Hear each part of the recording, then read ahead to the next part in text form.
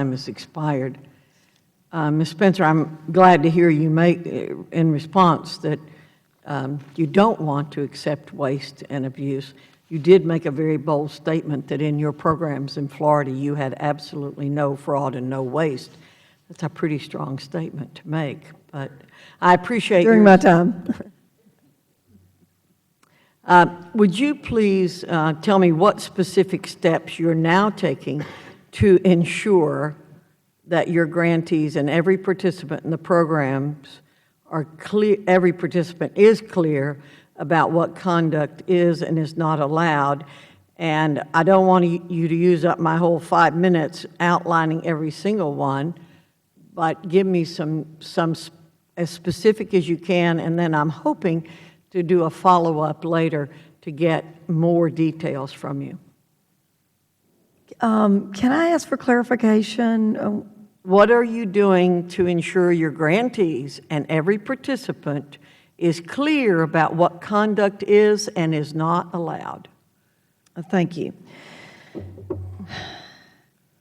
I think we are really leaning in hard on our training of all of our grantees across the country.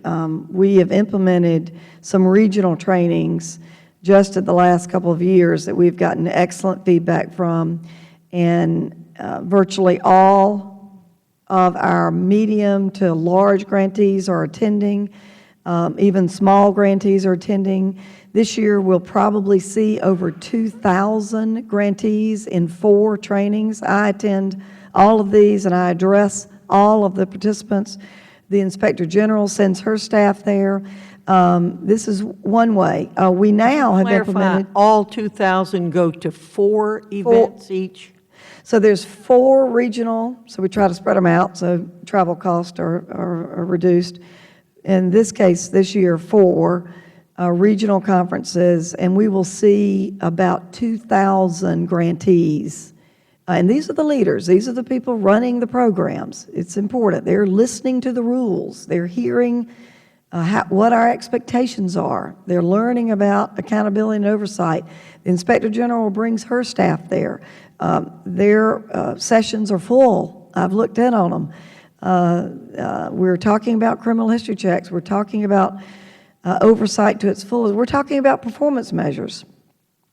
So we also now, and the Inspector General makes a good point about, can we do more to reach out directly to members? She makes an excellent point. I want to find more ways we can do that. Since your last hearing, one of the things a good thing that came out of it, several good things, but one was that every AmeriCorps member receives a communication from us that stipulates very clearly what the prohibited activities are. Do they sign anything acknowledging that they have received that? I will get back to you on that. Okay. And you said 2,000 grantees. Who's left out of that? I mean, how many are not participating in those regional programs? I would have to get back to you on that to find out. Why not everyone? Well, that's a good point. In fact, in California, I went to the training conference for the Southwest United States, and I asked, California, of course, being our largest state, and the California Commission Director, who serves at the pleasure of the governor there, said all of her grantees in the entire state of California under her watch, except one, attended that training.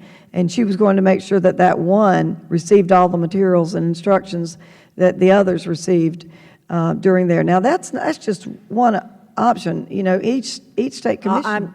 We're about to run out of time, and I have one more question. I'm going to ask you to detail to me what steps you are taking. So, is an annual assurance that a grantee is in compliance with regulations on prohibited activities currently part of the monitoring protocols?